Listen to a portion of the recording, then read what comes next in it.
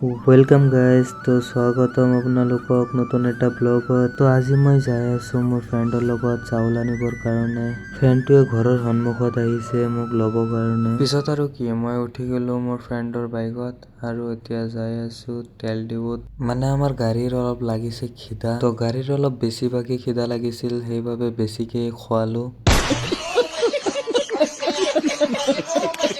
খুৱাই ধুৱাই আকৌ চাউল আনিবৰ কাৰণে ৰওনা হলো। আৰু আপোনালোকে ফলো কিয় নকৰে, ফলো কৰিবচোন। পিছত আমি আহি পালো চাউলৰ দোকানত আৰু দাদাই কিবা টিপা টিপি কৰি আছে চাগে।